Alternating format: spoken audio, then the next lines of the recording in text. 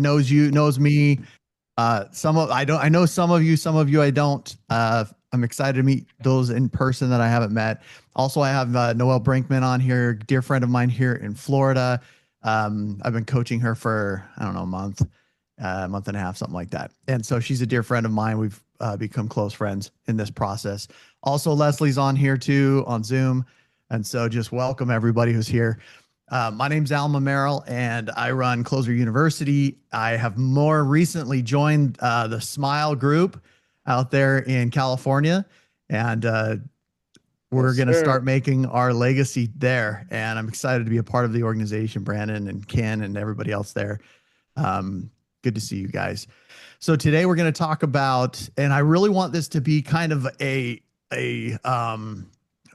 where we all work together. You know, the best masterminds that I've ever been a part of are the ones where everyone contributes. You literally we're using our minds and we're mastering the process of, today it'll be objection handling. And so we're going to talk about objection handling. And so if you guys have scenarios where you've had objections, things that you couldn't handle, we're going to talk about those, especially when you're making calls, working with clients, working with buyers, listings, objections when it comes to price adjustments, anything like that. Hi, Ken. Man, you look cute. Get Hello. This guy. Like the shirt? It's pink. Yeah, looks good, brother. I'm trying to fix this ugly mug here. There we go. Hey, Noelle, that's Ken. That's my other partner there. Okay. Oh, there's nothing that can there's nothing that can fix you, brother. I'm sorry. AOL is going to give you an error 404 if you try to put your face in it. So objection handling. So we're going to talk about objection handling and what that looks like and how to handle objections when they come to you. What happens when people say no to you, whether it's on the phone or in person. And so real quick, just think about some objections that you've come across that are common.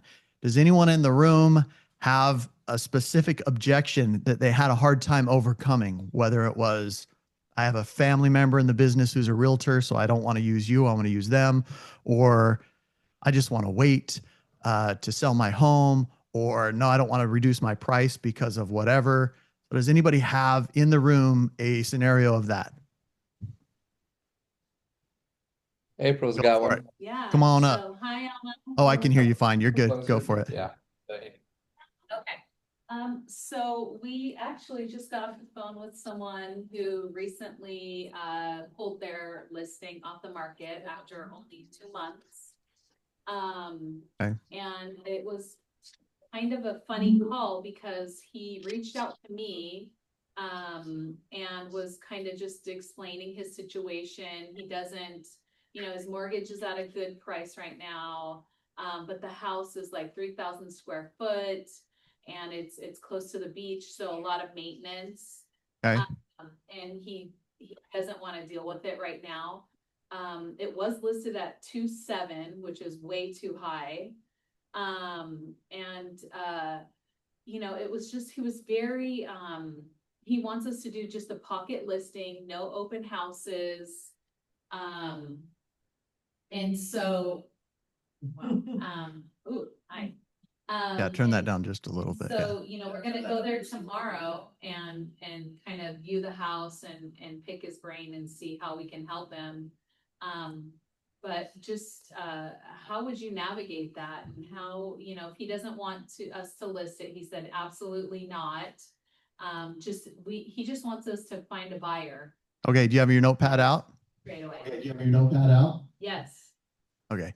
So first thing you want to do is you want to ask him fantastic questions.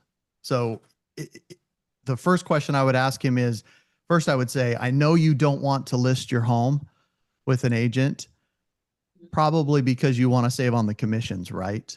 And then get him to say, yeah, that's why. And then you'll say, okay, well, let me ask you this. What's most important to you? Is it selling the home and making the most amount of money? Or is it paying an agent commission? Because if we can sell the home and make you the most amount of money while still paying an agent commission, you would be open to at least exploring that, right?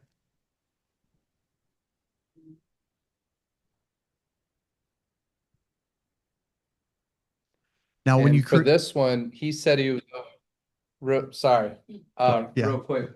So I was on the call with her, and this guy reached out to April, right? So Mhm. he went seeking her. We started off, I asked him what he ultimately was trying to accomplish. He said he didn't understand that question. It was interesting on a bunch of levels, but he said he was willing to pay a commission if we brought the buyer. So he was willing to pay, didn't specify what. I didn't want to necessarily jeopardize us getting the foot in the door because we already had the appointment set for tomorrow at 10 o'clock. He still wants us to come over, but commission doesn't seem to be the issue. Okay. The issue seems to be he wants 2.7. Realistically, he should be under 2.5. He should be probably around the 2.4 mark. His property is over by the beach, but it does have about a 6,000 square foot lot, which is almost double everything else out there. And there's like 10, 15 properties like that. But he knows we're not off by much. He just doesn't want to go through the process of listing, having open houses. And I said, well, you did it at 2.7. He's like, no, I get that. He's like, but if somebody's willing to pay that amount, then I'd sell. Otherwise, I got a low mortgage. And that's a lot of what we hear right now, right? Low mortgage, my payment's good. So I'm So what does really he trying want? to figure out how motivated What does he this want guy you is. guys to do? What does he Right. want you to come over there for? If we bring a buyer, take it as a pocket listing, keep it as a pocket listing. If we come across any buyers that may be interested, try to put it together, and he's willing to work with us. And then he said at that point, he'll list with us and we can represent both sides. Yeah. So I would just ask him, I would say, hey, as long as we can net you what you need to, you'd be open to at least exploring the listing side, right? Because that's ultimately what you're trying to Right. get, right? You're trying to get a listing out of it. Uh-huh. And so it's just about Yep. creating value in the eyes of the seller to where he can see, oh, I can list it and get what I need to out of the property. And so, Right. they always say, oh, that, I'm not going to make enough, or this isn't enough for the property, or this isn't, this is going to be, overpriced or underpriced or whatever. They always have this notion of why they shouldn't be using an agent. But once you add value and say, well, by using us, you'll get this, this, this, and this. This is how we'll market your home. This is what we'll use to cause it to sell. Then you can say, do you see value in that? And when he says, yeah, I see value in that, then say, okay, great. Then let's get started. So Alma, Yes. one of the things you had talked about before we started this mastermind session was kind of defining what a what's the point of a mastermind, and how have you seen successful masterminds in the past before we jump into the next questions or issues? Yeah. And I talked about that a little bit right at the beginning, but all successful masterminds have high level of communication. I noticed Steve Ames just jumped on here from Utah too. Dear friend of mine. He was in my wedding, everything. So he's a lender out in Utah. Hi, Steve. So anybody that's on this mastermind, hop on, make a voice, talk, have a platform, communicate, collaborate in the process. We're literally mastering our minds, right? We're bringing all the minds to the table and having a mastermind. It's not one or two talking heads. So if you guys have any additional questions or input, make sure you're constantly inputting, and we're having strong communication. Also, as this gets bigger, we can do little breakout sessions where we say, okay, break out into groups within Zoom, and then we'll be able to have discussions based on specific topics and then bring them back to the group and talk about it. But we'll do that down the road as we grow and have more than this here online. Awesome. And thank you for doing that. And then do you mind also just kind of breaking down what an objection is and just explaining it to the group so they understand why it's so important to master objection handling? Yeah, actually, Steve Ames, do you have your microphone on?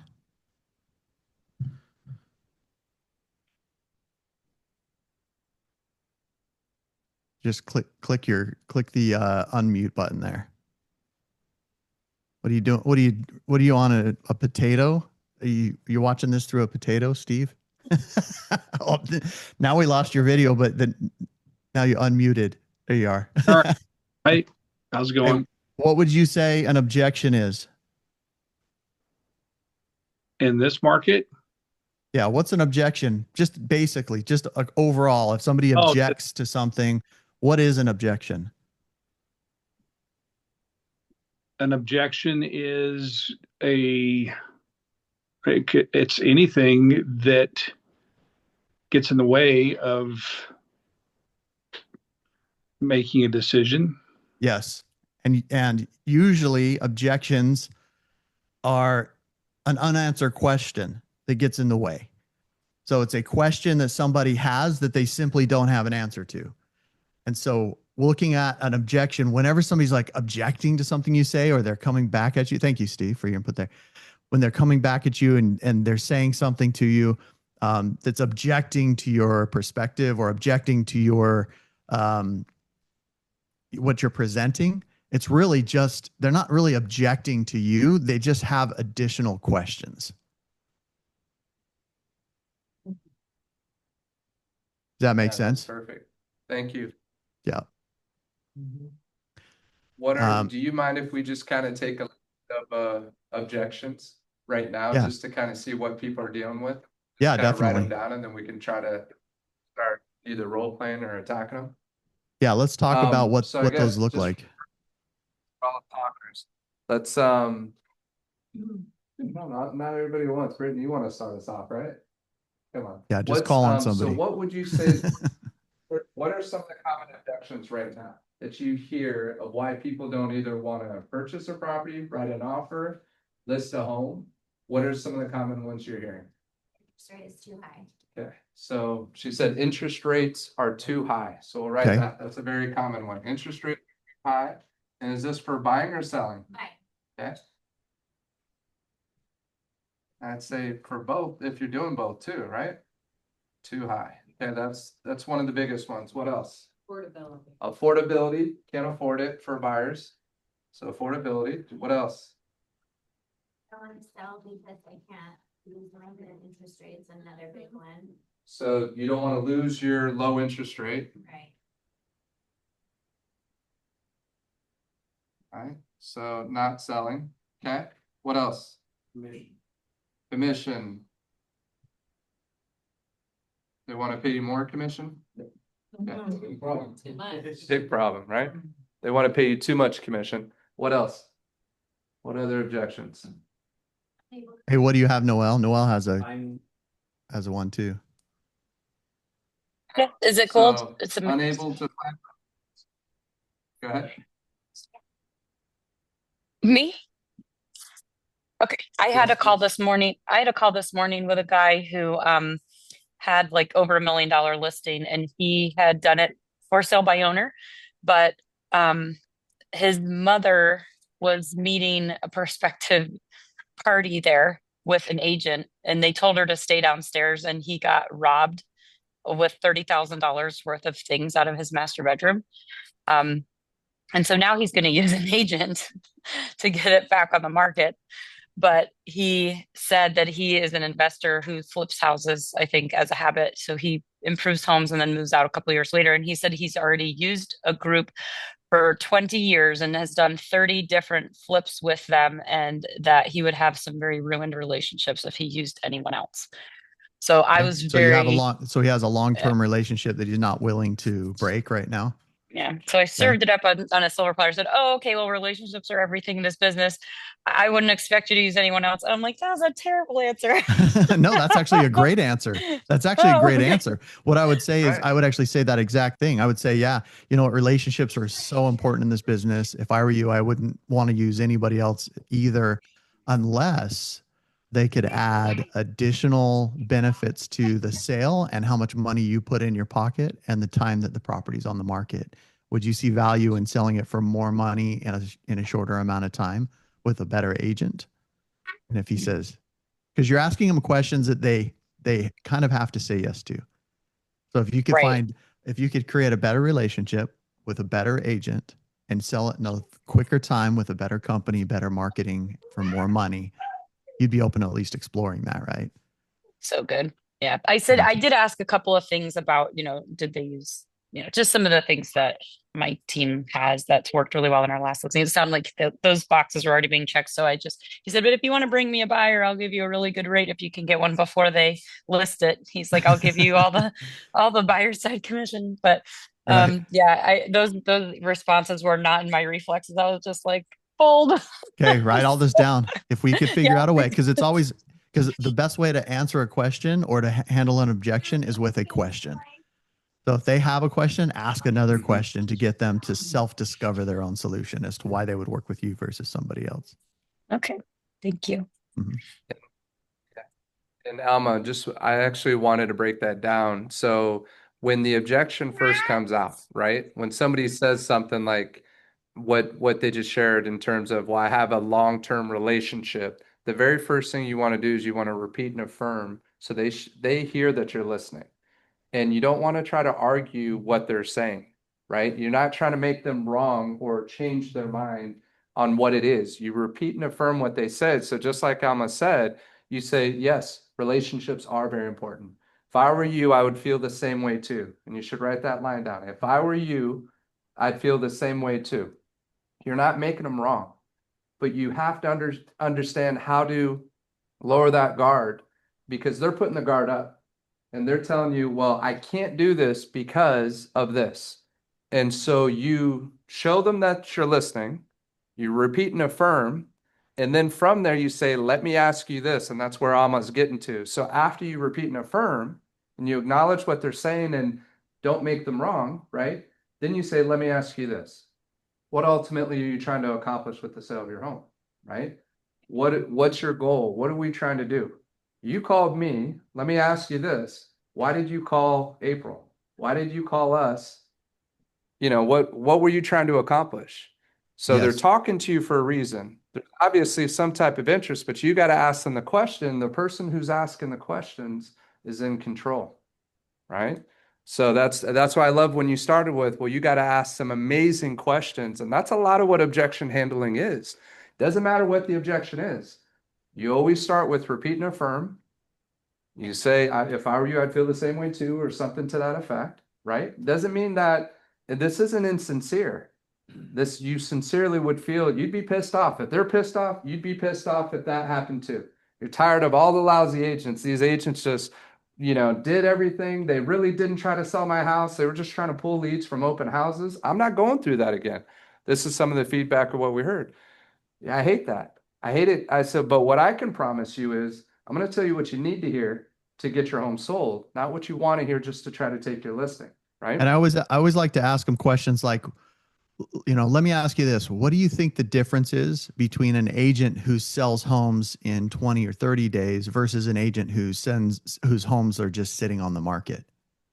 Okay. Same MLS, same Love that. market. They're seeing it. Everybody's seeing the home on the market. How come some agents continually and consistently sell their homes while other agents' homes consistently stay on the market? What do you think the difference is? And then they go, I don't know. Sure. You tell me. And it's like, well, let me share with you why it is that we consistently sell homes. I helped Noelle this last week. She had a listing on the market. They put it on market and all it needed was a price reduction after like 20 days. And we had just had the conversation of how important price reductions are. And her client was like, hey, it's not selling. We were, they were motivated. And Noelle used our formula of pricing. If the property is on the market 2 to 3 weeks with 2 to 3 showings and no offers, then we are about 3 to 5% away from getting an offer. If it's getting no showings and no offers, then we're about 5 to 7% away. So because we knew it was getting offers, we knew that thing was about 3 to 5%. Noelle talked them into 5.5 and they ended up reducing the property and it went under contract immediately. So only 26 days on market. Well, that's abnormal for Noelle's market, right, Noelle? Yeah, and not only that, we had 2 backup offers also come in the next day, and we're going under contract with one of the backups now too, because that price reduction was on the nose. Perfect. Yeah, beautiful. And so, that's granted, that's a price reduction conversation, but you're still going to get objections in that arena. you know, and that's what she kept getting. She kept getting the objection of, hey, I'm not willing to reduce the price, or, you know, why would we reduce it? Why not just leave it on the market longer? And Noelle was able to tell them, well, this is the strategy that we have used in the past that's really helped. And it is, if within 2 to 3 weeks we're getting no showings, no offers, then we're, you know, 5 to 7% away. If we are getting some showings and some, but no offers, then we are 3 to 5% away. So, and they're like, oh, okay. You guys heard well, that let's before? About the 3 to 5. I was just asking the group, Alma, because I don't think this one's on. Yeah. Can you hear me? I can hear you All just right, I fine. was Yeah. asking You don't the even group. need that mic if you don't want to. Okay. Okay. Well, we'll hand it off to them over there. Okay. Yeah. So basically it's the pricing strategy. Okay. So what he's referring to, who here has done a price reduction on a listing? Okay. So we got a handful. Have you guys done it? Okay. It's fun, right? Fun conversations? No? Well, a lot of it is what do we talk about and what do we discuss in the actual listing presentation itself? It's called future pacing. So it's not just taking a listing, right, and being able to sign it because we know, okay, the seller wants 2.7, right? He already tried to sell it once before, got no activity at 2.7. We know that's the price we want. We know based on comps, speaking to other agents, that we really should probably be around 2.5. Well, we can go there and tell him what he wants to hear and take the listing at 2.7, but that's going to cause a lot of frustration for everybody, right? So we need to have the honest conversations and ask questions and do what Alma's talking about in terms of, it's called the pricing strategy. And what does that pricing strategy sound like? How do we know if a home's overpriced? And that's what he's hitting on right now. And we break it down kind of very similar to that, but basically say, if there's a lot of showings and no offers, what's a lot of showings in this market right now? What would you say? Does anybody have a hot listing that's getting a lot of showings right now? 3 to 5 showings in a week is probably a lot of showings. I'd agree.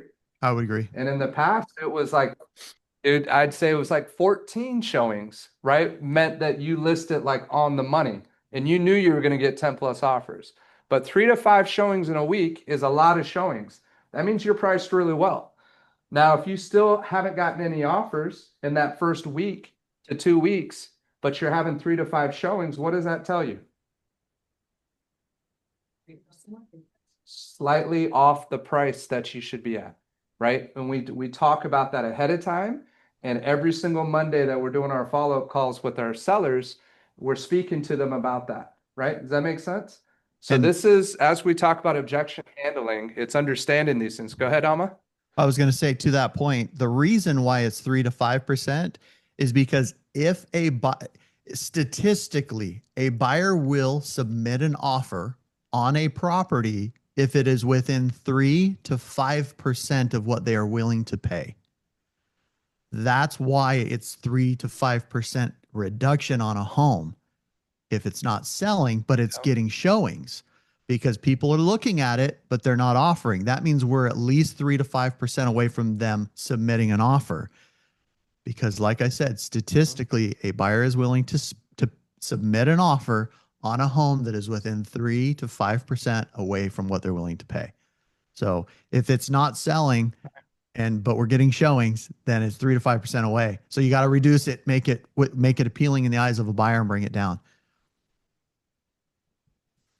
The other, in handling that objection, the other thing, I keep just having the habit of freaking putting this mic up in my face because it's there.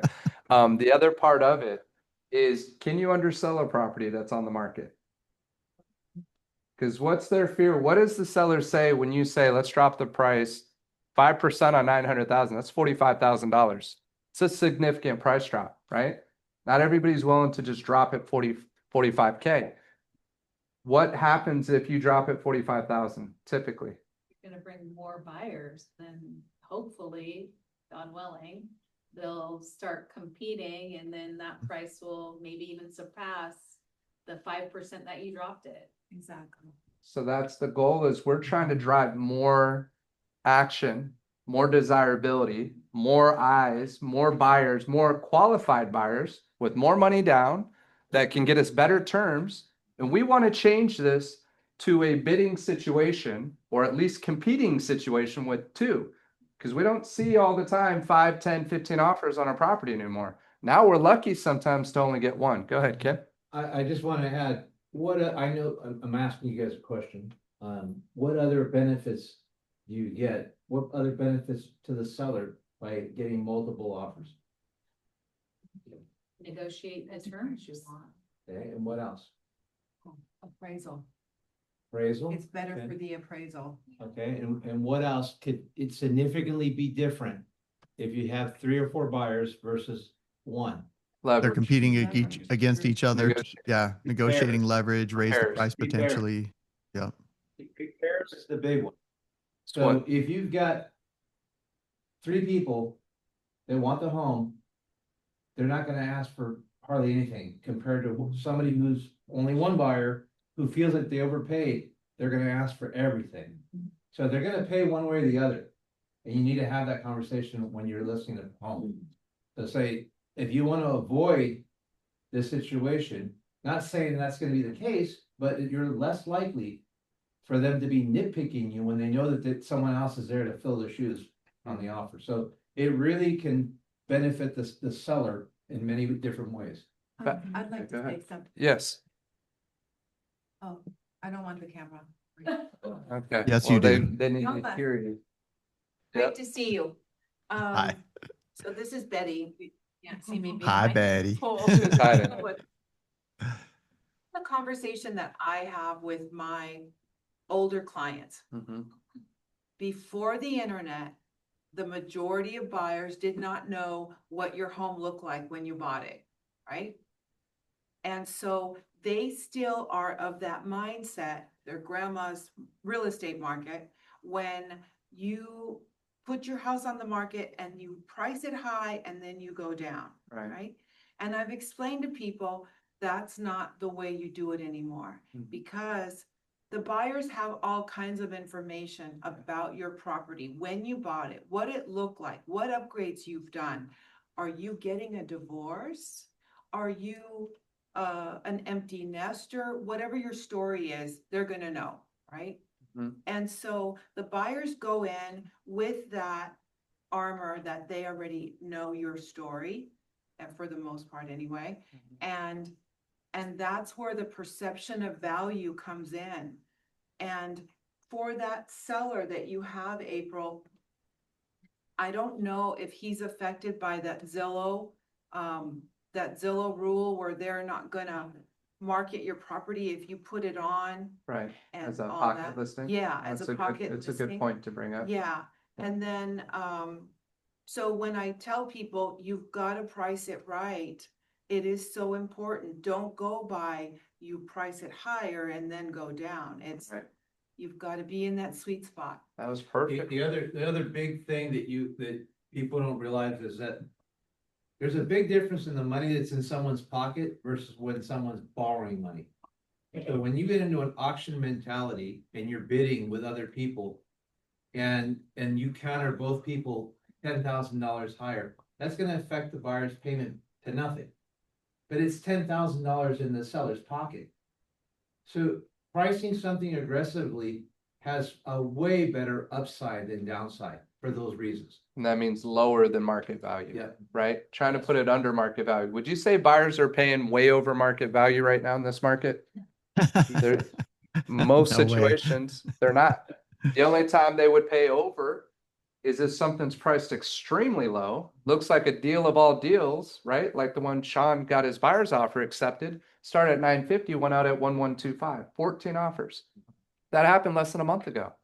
So it's still happening, but that has to seem like a deal of all deals, and the place needed a lot of work, right? But they priced it accordingly.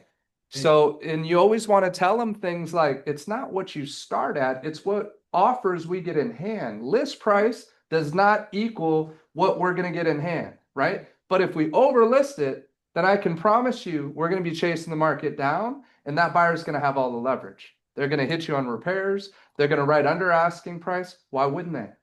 Like Betty said, all the information's out there. So buyers know ahead of time.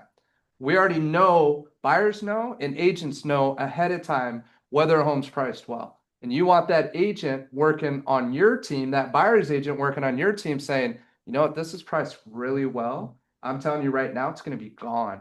So if you like it, and I ask him, is it the gotta have house, or it'd be nice if you had it? They say gotta have, and I said, then don't expect a counter. Put your best foot forward. What's the best you can do? Best terms, best everything. Let's lock it up, right? Go ahead, Betty. So, Alma, you know Brandon Mulranen? Yes. Sounded like Yes? Brand Raymond. Okay, so he has something that he shares with the seller at the listing appointment. And he says, this is not a perfect science. We are gonna come up with a strategy based on the condition of your home, the appeal, all of that. And again, doing the pre-listing inspections is so important in this market because I see so many properties falling out of escrow. And the three issues that cause that are financing, inspections, Mhm. and appraisal. If you can eliminate at least two of those, Yeah. that would be great. That's huge. And another thing, I got an offer on my listing in Oxnard, Mhm. and I already have this internal thermostat that kind of puts up a red flag for me. And I suspected that that deal was not going to be a good deal and it was going to hang up my seller. And sure enough, I had them cross-qualify with my lender. The lender that was representing these 4 buyers on an FHA loan, which there's a whole story for that too, because the parents were included on that, and that's not gonna fly with an FHA loan because they already owned a home. But I already knew that it did not smell right to me, and we didn't accept it. Right.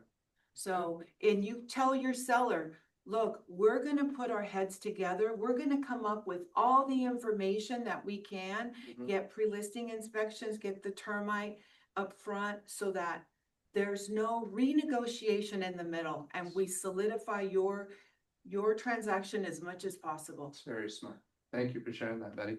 Was there anything That's else? experience Do you have talking right something? there. Looked like- It just came from something that's just all objections, so I just don't really know where to start. Okay, what do you want? The whole thing was an objection. It's just objective. Well, that's great practice. So, but That's how I'm looking. yeah, at it. what That's kind of objections were you getting? Exactly what I'm looking at. So it was a warm door knock because I happen to know the caretaker for the woman of the home and who's like an Alzheimer's patient, and the husband wants to sell and move to Delaware to be closer to grandkids, and it was originally we're moving in February. Okay. And so I did a warm door knock and he did welcome me in and we had a conversation.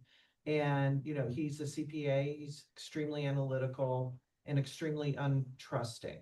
And so I just listened and, you know, he wants listings on every single home in that neighborhood that has sold this calendar year and wants an appraiser who's not going to share information with anybody Mhm. and a painter. So at the end of the conversation, he goes, you know what I just want from you is a painter's name and an appraiser's name.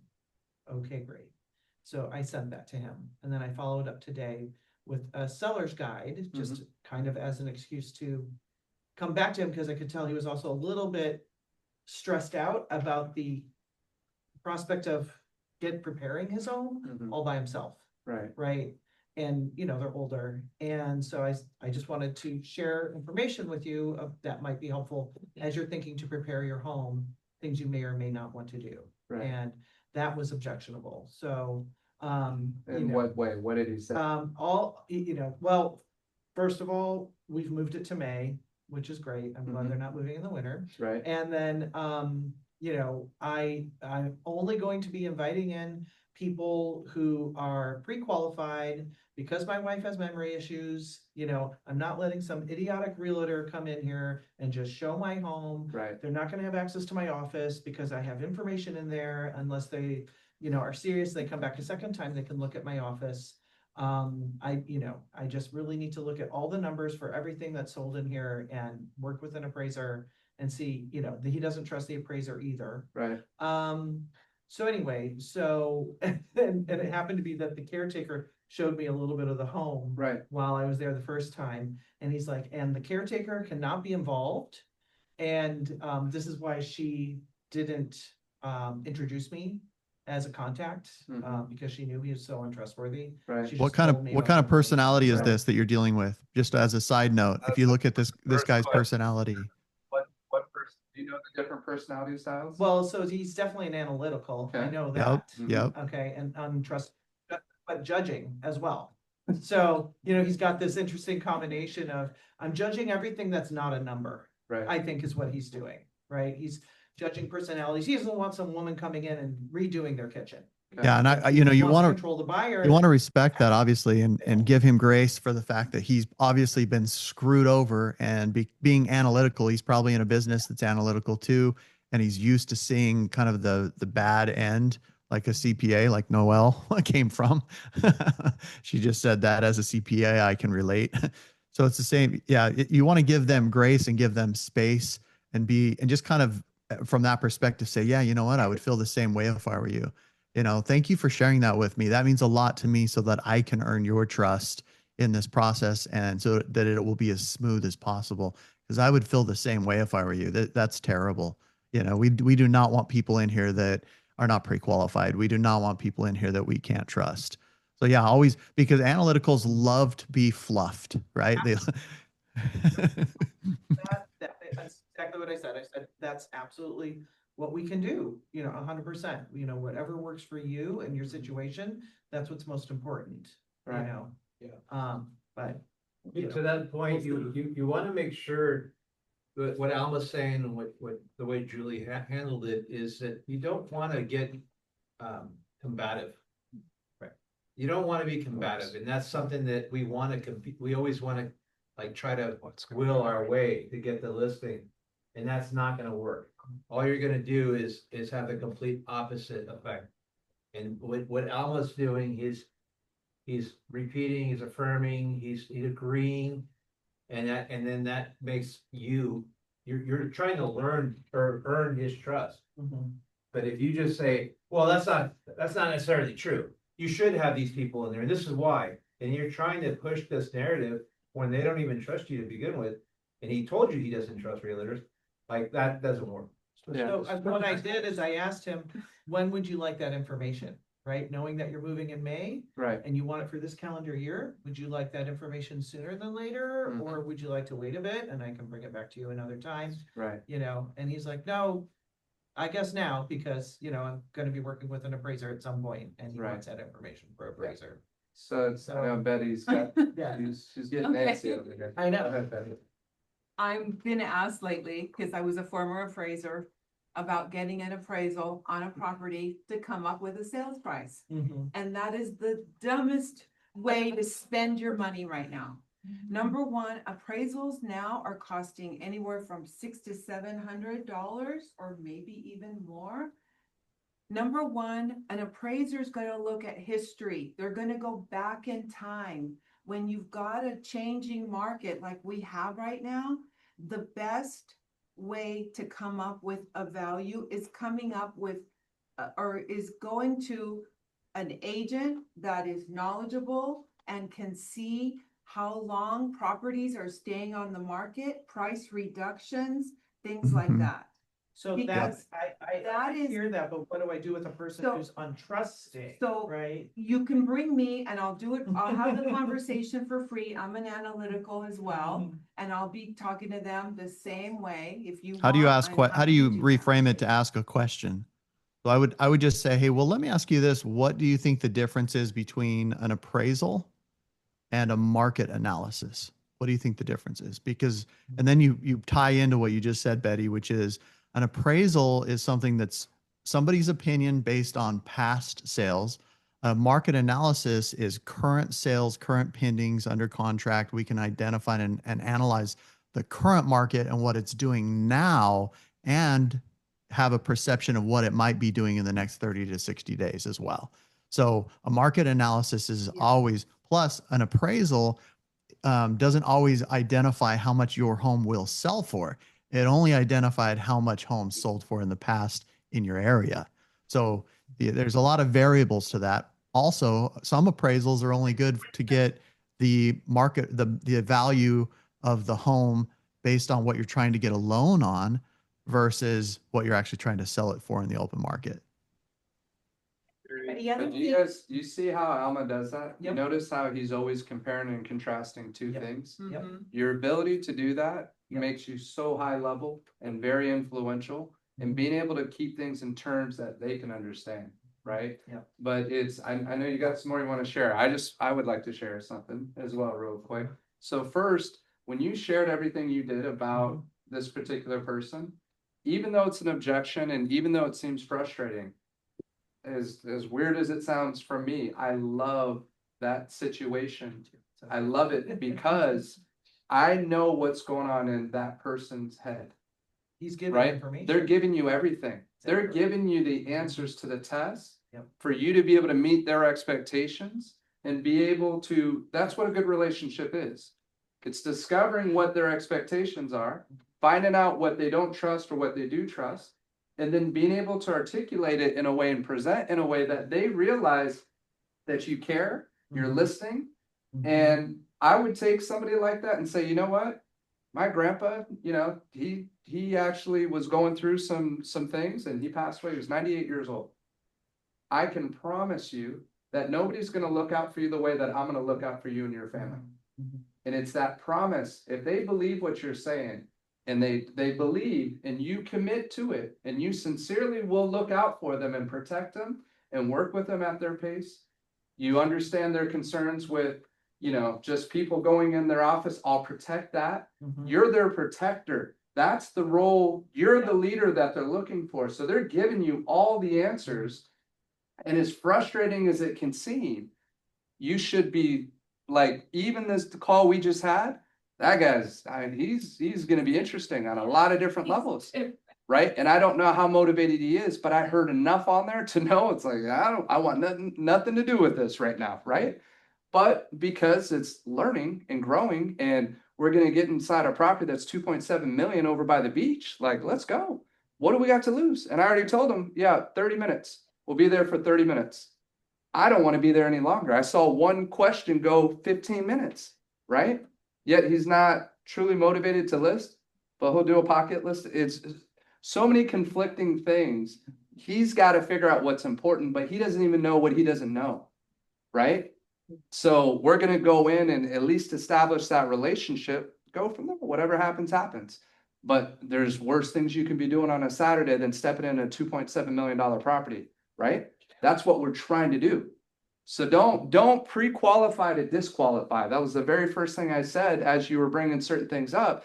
Don't look for ways to get out of the business, right? Don't try to discover to be like, yeah, I don't like this, I don't like that. No, embrace that and be able to assure them that we'll work with you at your pace. If May's the time, that's great. And you always cut it in half, just so you know, in terms of follow-up. You follow up in half the time of what they've said.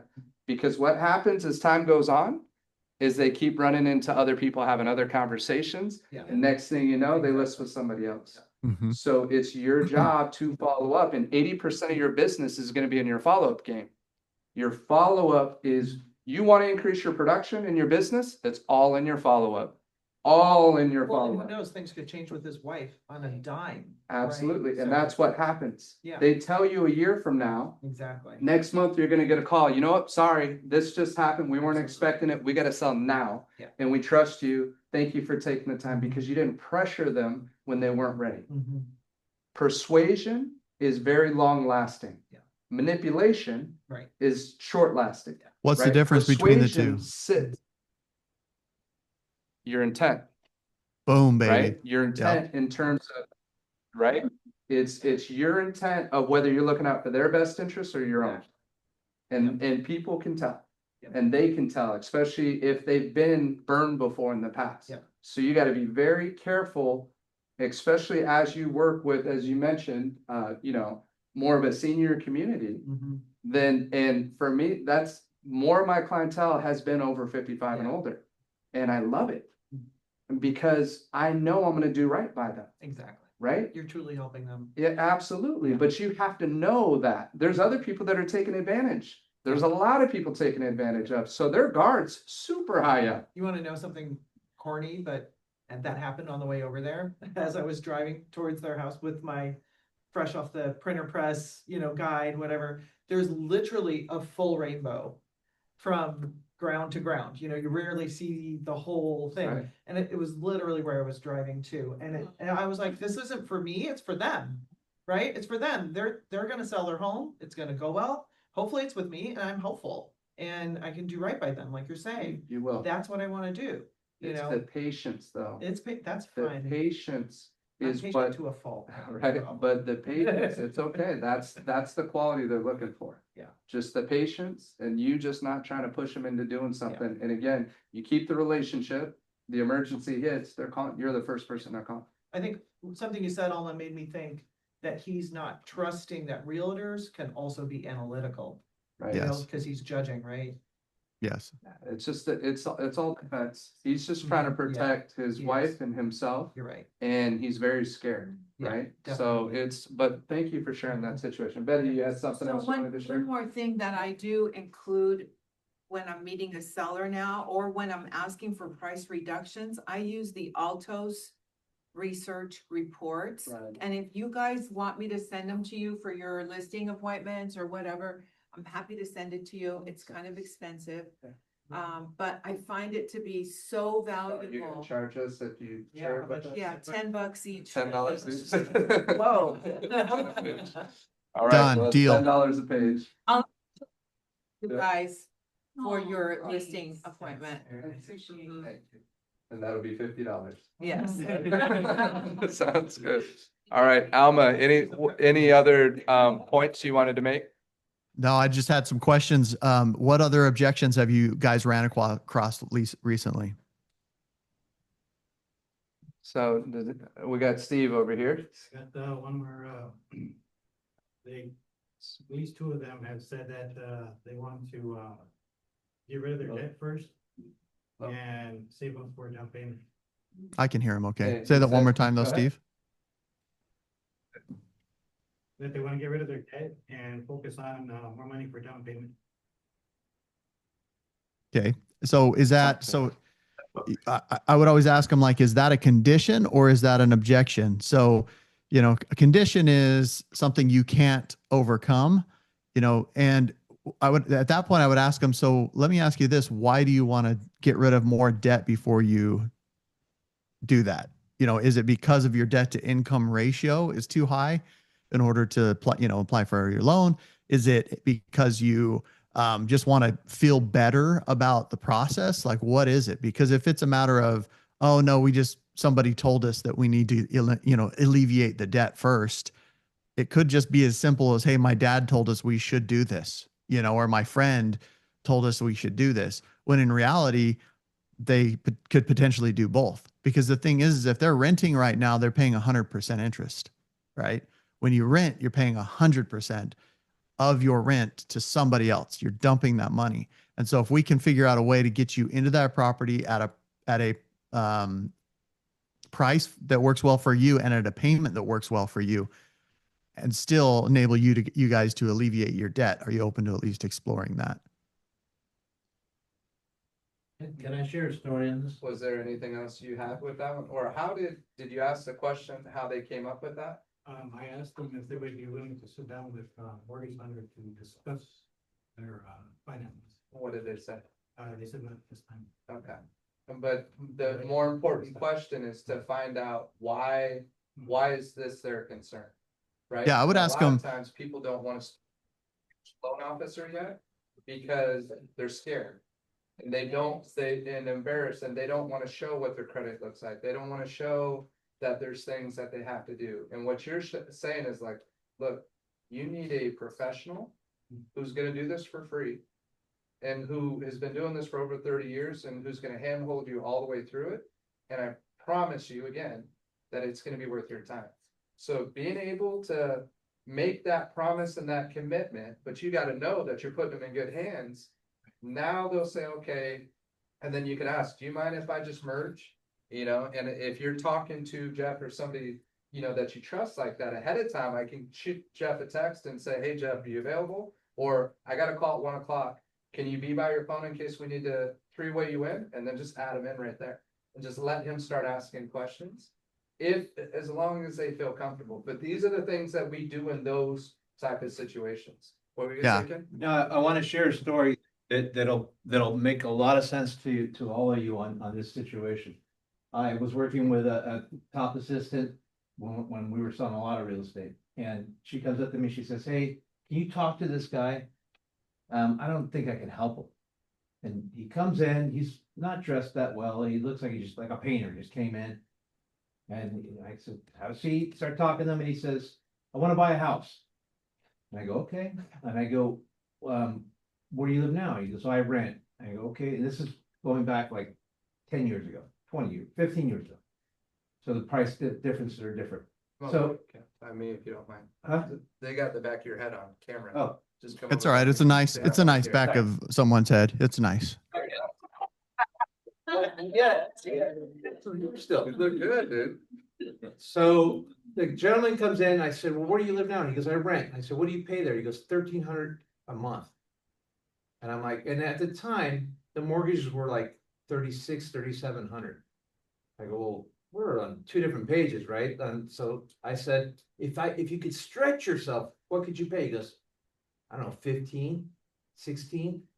And I'm going, You just kind of laughing at him? "No." Well, so so I'm listening to him, and I said, "Okay, let me ask you, how much do you make a year?" He goes, 250,000. And at the time, everybody was making 60,000. Right. 75,000 was a high paying job. And I'm going, wait a minute here. What is wrong with this story? What is wrong with this story? It's not adding up. And he says, I go, "Do you have any debt?" And he goes, "Yeah." He goes, "I have a child support back payment. It's $10,000. And the payment, because the interest is so high, is like $690. And he goes, "And I have an IRS lien that's $10,000, and that's like $700. And I go, "Oh, well," at the time, the government was giving two tax benefits, two credits for 10,000 and 10,000. So we ended up paying off his child support, paying off his tax, and we got him a $400-something-thousand house. And the payment he could afford. But here's the thing, when you tell the person the payment that they're gonna have, they're not considering the money that they pay on their debt. That's different. They're going, "I can't afford that. I cannot afford that." And you go, "Wait a minute, you're paying 26%. You are paying it now. What if we could get rid of that debt forever? Because it's never gonna go away." And now you apply it to an investment. So what you need to do is you need to ask and dig a little deeper. You need to Because get on the call with in today's market, what are ways that we could address that debt? I'm asking you, like, what's something we could do right now to address that debt? in this That market. you don't know what the debt is first, so you wanna ask, if you don't mind me asking, what is the debt that you have? And there's a reason for me asking, so I don't mean to be too, intrusive, but there's ways that we have ways of maybe paying that off. What is your current debt? He's gonna say, "Well, I got a car payment." Okay, well, what do you owe on that? He's going, "I owe 10 grand. And what's your payment on that? It's typically $500 to $600 to $700, right? Well, what if we got, instead of reducing the price, we got the seller to pay a $10,000 credit? And we eliminate that and apply it towards the mortgage. So you have to address, and like what Brandon and Alma are saying is, everything is about discovery. Sales is just solving a problem. That is, in every sale is you are solving a problem. So if you approach every single transaction or person or situation as, how can I solve this riddle? But instead we go too pragmatic. We think the next step is get them to the lender. Well, you don't know what you're dealing with. So ask the questions, dig deeper, and then try to figure out with the current situations, what other ways we can address this. And remember, it's not the sales price you're dealing with. You're dealing with the payment. The payment is what you're trying to address.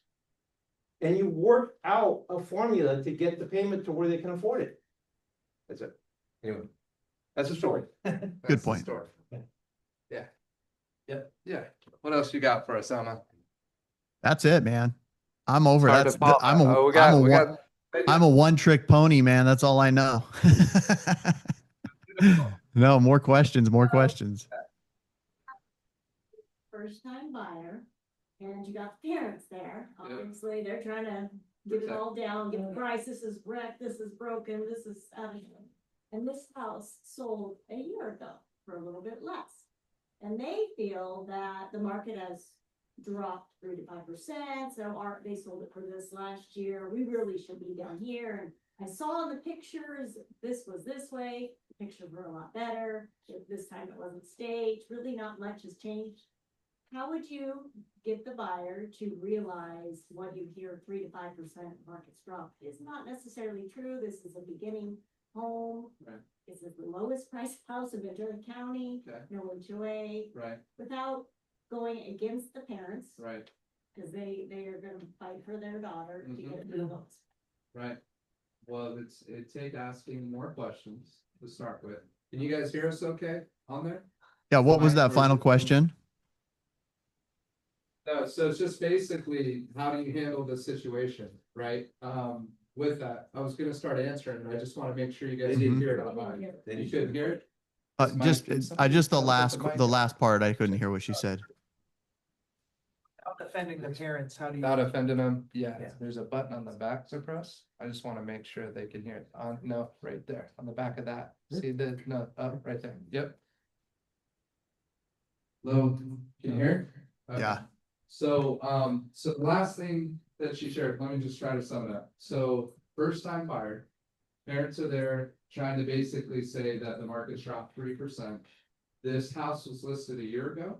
Sold It sold a year ago at what price? memory. Yeah, ballpark. I think it was 650. 650? And what's it? It's now at 685. Okay, so 650, 685 right now. So the very first thing, the things that I would ask the buyer first is, do you know what your payment is on this property?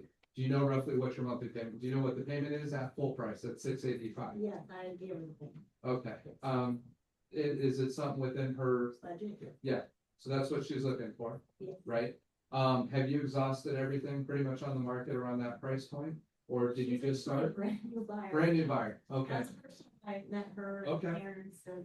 So it's a I little- locked in the parents, so. It's a little- let them- then right. Have a call with them about. finance. Okay, so these are the things that you know, because I've done it many times where I've only shown them one property, we ride on that property, and they're like, I feel like I gotta see other places.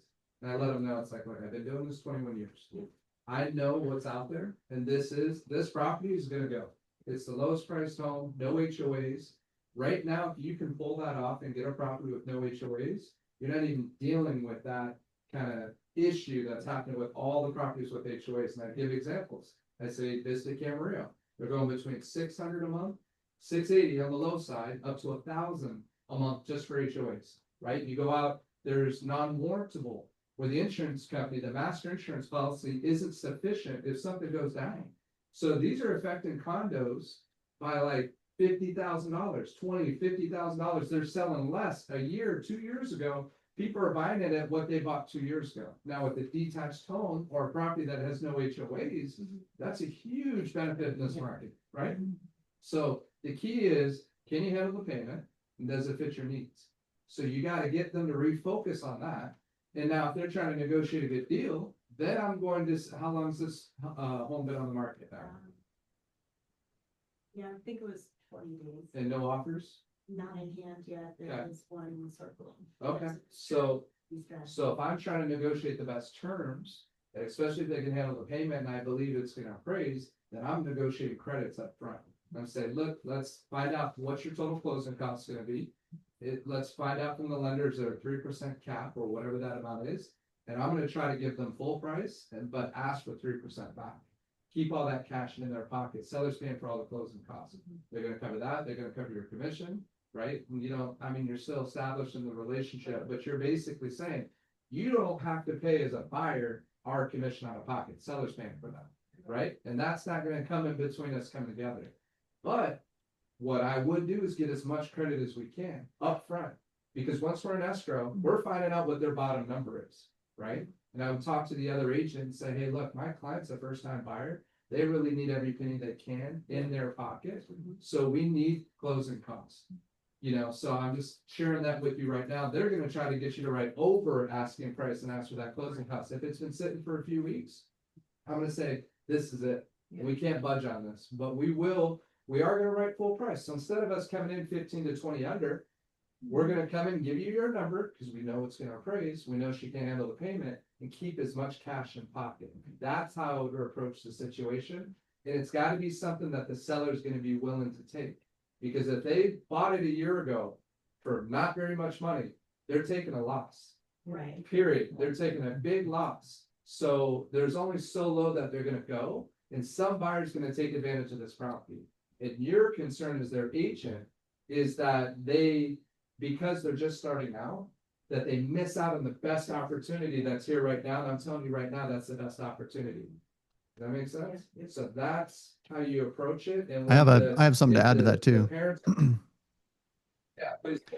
Another thought with that as well is, you know, let's say this house, and I didn't hear the exact price, but let's say that the buyer bought it for 550 and the seller and your buyer, or the seller, I mean, bought it for 550. Your buyer wants to pay, or it's listed for 580, right? So I always find out, like, what's the difference between 550 and 580 on a payment?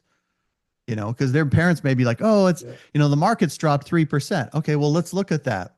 What's the difference? If we reduced the price of this property 3%, how much is that payment versus how much is the payment now? And then it's like, oh, it's a $50 difference, or it's a $150 difference. Well, okay. So it's a $150 difference at your parents' price. Than it is at the seller's price. And once you kind of break it down and say, oh, it's nominal. Just don't go to McDonald's this month, you know, and you'll be able to pay for your payment or that additional amount that's going to cost them on the loan. That's a huge point of what he's talking about, because you could ask them, what is it that they're trying to do? And they're like, well, we want to get it down, 3% or 5% under asking price, because that's what we feel it's worth, right? And you can do it. I mean, at the end of the day, if they want to write, just get them to write, right? And then try to put the deal together once you see what the other side's bottom number is, right? And try to put pressure on them, especially if there's no real offer in hand. Well, more than likely, they're getting a lower offer. I'm just sharing with you, once you figure out what that payment difference is and you show them. So I call the loan officer, I call Jeff and just say, Jeff, can you show me, okay, what does 680 look like? All right, what does 650 look like? And they see the payment is different. For every 5,000, it's $30 a month. I was just gonna say, right? every 10,000 is about $65. Right. There you go. So 65 times 3, right? $180, ballpark, $200 a month difference in payment. So if they're at 3,000 versus 2,800, and they're like, well, that 2,800 really makes a huge difference, then say, okay, we'll try to do that.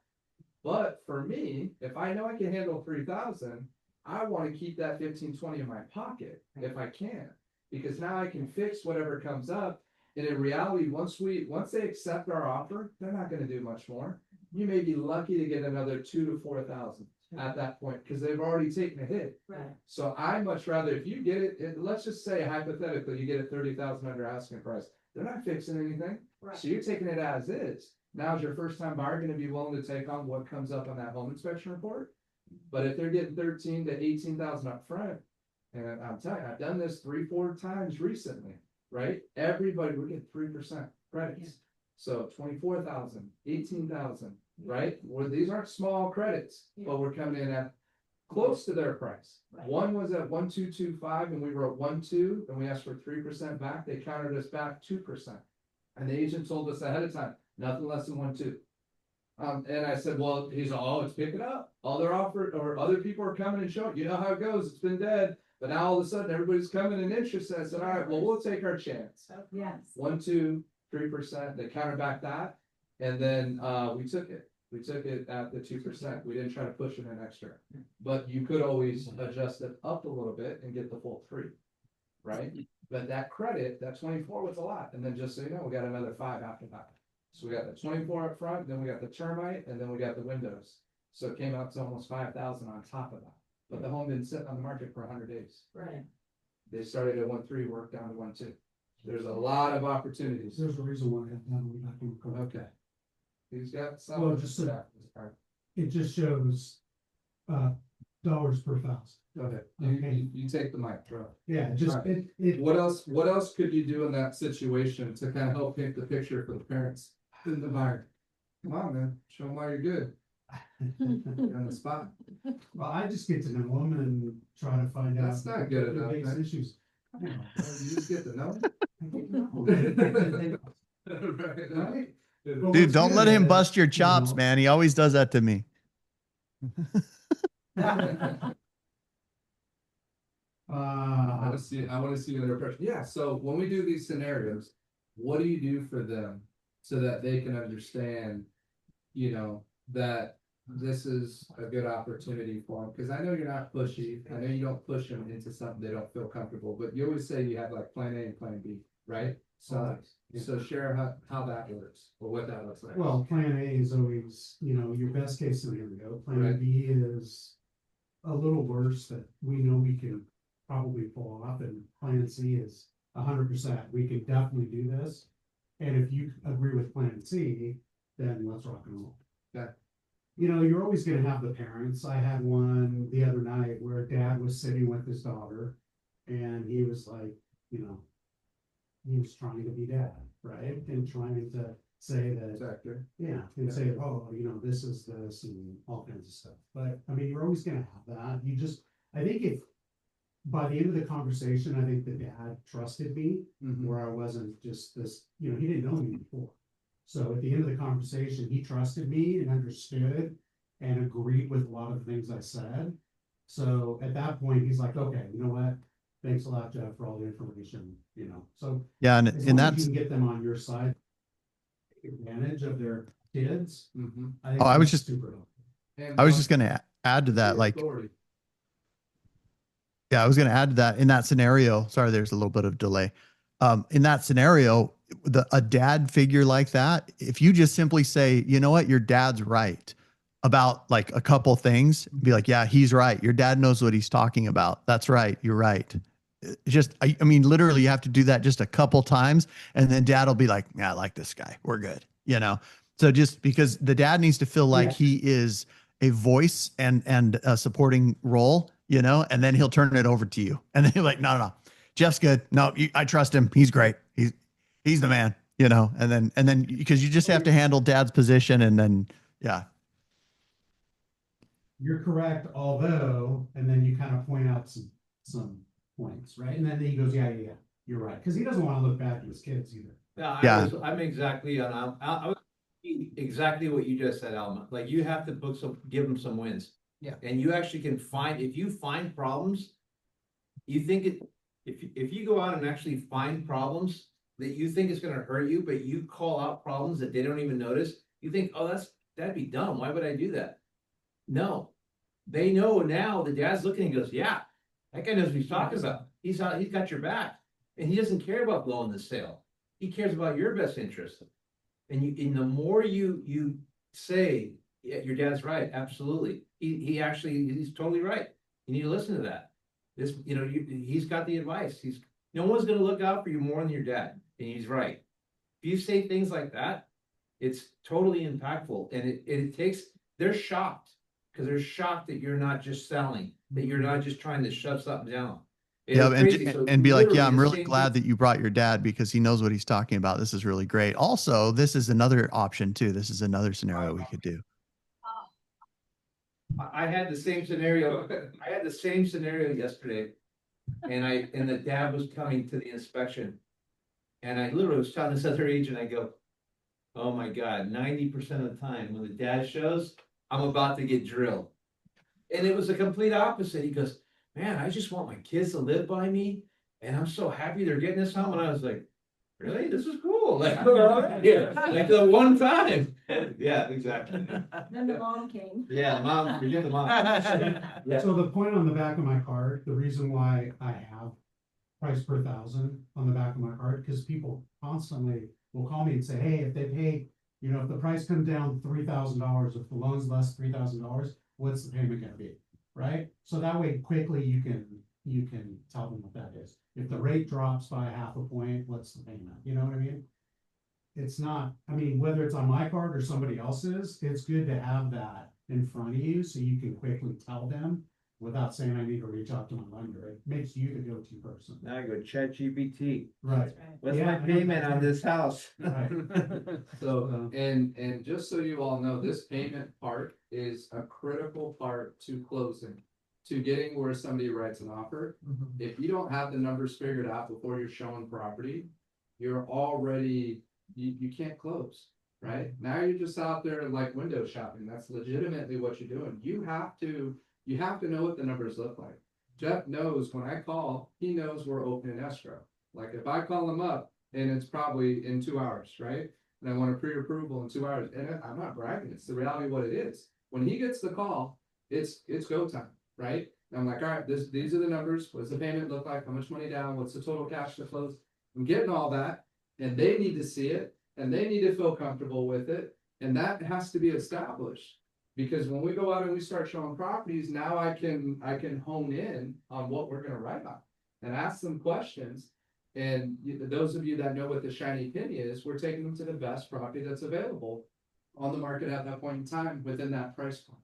That's what the shiny penny is. So what you want to do is, instead of just being a door opener for buyers, and at times you got to do that, especially early on in the process as you're building rapport and trust. Sometimes you have to show them 4 or 5 homes and get to where you're getting to know them and strengthening the relationship and doing where dad or mom says like, no, they got your back, because you talked them out of 2 or 3 other ones that you're like, no, you're not going to be by these electric poles here. You're not going to be by this school here or the railroad tracks that are back here. They didn't even know. And you're pointing it out right away like, nope, seen this before. See that big major crack coming here? Look at the cracks by the window. You start doing that out the gate, they're like, we're not going to work with anybody else. This person's not just trying to get paid, because their objection with agents is that we're just trying to get a quick commission. That's their objection. So to overcome that, you have to create that trust, right? Those are all big things, and the quicker you can do it, the better results that you get. And at the end of the day, you just listen. But that shiny penny is knowing, okay, what's the best price property between 500,000 and 600,000 today? And if you see it, make a folder and start throwing those properties, print them out, put them in that folder. Everybody you know that's looking around that price point, call them up. Work the property. Don't get worked by the buyer, work the property. You should show that to 2 or 3 different buyers, because what happens is people buy the best property at the time that they're qualified. They buy the best property that's on the market at that given point in time. That's what they write on. And if they see it and they don't write on it, then what does that tell you? It can tell you a few things, but it mainly tells you that they either don't understand the market yet, they don't really realize what a good deal or a good value is, or there's a bigger issue. They're not really motivated to sell, or they're not really motivated to buy. So we got to figure that out, and we got to do more discovery, right? Because a natural buyer should write on that property, but we have to help them get there, especially when it's early in the process, right? Does that all make sense? All right, turn it into a training session. Hey, Alma, anything you got? Is there one Just trick pony over there? You don't get any more questions? Yeah. Any more objections? Let's talk about objections. Any more objections? Go ahead. Rapid fire. Go ahead. Okay, I'm gonna hit you with some rapid fire questions, like. You gotta handle. Let's go. You gotta handle them. Let's do it. Okay, a timing objection, number 1, we wanna wait maybe a few months. Sure. Let me ask you this. What causes you to want to wait a few months? I heard the interest rate's gonna drop. Okay. Yeah. And here's the great thing. Even if you buy it now, you can still refinance it in about 6 months. And so the nice thing is because you have less buyers in the market, if you buy now, you have the pick of all the best houses. And then when the market drops and interest rates drops, just refinance it. Yeah, do you think the pricing is gonna go down? But well, I don't know that I would say that the pricing is going to go down, but interest rates will hopefully go down. But the nice thing is you have inventory right now that you can choose from, because if interest rates do go down, everybody and their dog's going to be on the best listings. And so by purchasing right now, you're choosing from all of the best inventory, and all the other people that are saying, hey, I want to wait till interest rates go down. And so if I want to buy now, then I can worry about interest rates in 6 months. I can do a refi on my interest rate in 6 months. Does that make sense? That's good. Okay, price and commission objection. Your commission's too high. Can you lower the fee? That's a great question. Let me ask you this. Do you feel like what we talked about made sense? Yeah. Do you see value in what my company does to sell houses and market houses? Yeah. And then after you and I had this conversation, do you feel like that I am as valuable as the commission that I'm asking? Based on what you're sharing, it seems like that. Okay, then let's go ahead and just move forward at the current commission rate, and then you'll see the value in what I do to sell your home, and we'll get you guys what you want. Is that fair? Yeah, you know what? I think I want to interview a few other people. Yeah, that would make sense. I would recommend that you do interview more people. So let me ask you this. When do you plan on interviewing other agents? Probably as soon as possible. I want to get this house sold. Okay. And what's most important to you about selling the house? And of course, I would have already asked him all these questions, but let's go back around. What's most important to you about selling the house? Netting the most money. Okay. So if by working with me, you're able to net this amount that I shared with you here, and I'm still able to get the commission that I need to make that happen for you, does that make sense to you to just go ahead and move forward and we can work together on this? Yeah, it sounds good. You can net me what I want to make. Yeah. Then let's not waste any more time and let's get on it and make this happen for you, because I know that I think you're sexy. You think I'm sexy, and we can just, oh wait, that's a different script. Now we know how you. I literally can. Hey, to that point, I'm going to just share a little story to that point. I had this guy who said, he goes, you know what? he goes, hey man, he goes, why would I pay a full, because I told him we were charging 6%. I would take 3 and give 3 to a buyer's agent. This is back about a year and a half, 2 years ago. About 2 years ago. And he goes, well, I have this agent who's willing to do it for 3% total. So half of what you're charging. And he said he's going to give 1% to himself, 2% to the buyer's agent. I said, that's cool. I said, hey, after you and I have spoken, do you feel like there's enough value in what I've shared with you to pay an additional 3% to make sure that what happens is really what you want to happen when selling your home? He goes, yeah. And I said, great, then let's just move forward. We'll do the full 6% and pay that agent what they need, and we'll pay me what I need, and we'll get you what you need. Is that fair? He goes, yeah, okay. He said, I can't debate that. Okay, so the last one here is we're not ready to commit. We want to think it over.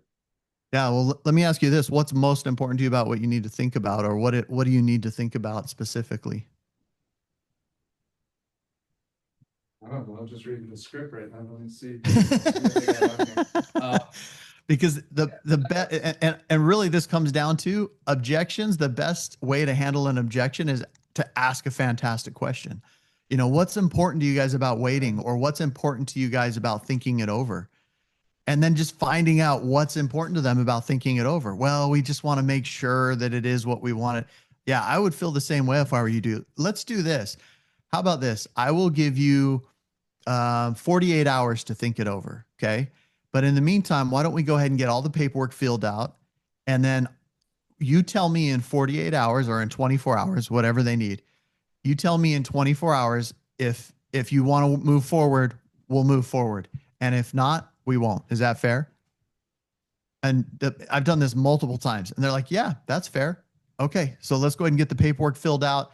And then in 24 hours, if you guys are uncertain, I will rip up this thing and throw it in the trash. And then that's it. And then I always give them what I've always done on not always, but over the last over decade, is I give them a satisfaction guarantee.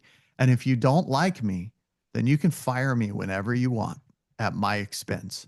And they're like, really? So I've done that for the last decade and I've never had anybody fire me, because what it does is it drives me to be better and be a better listing agent. And it drives them to have no risk. I just reduced all the risk of them working with me by giving them that promise.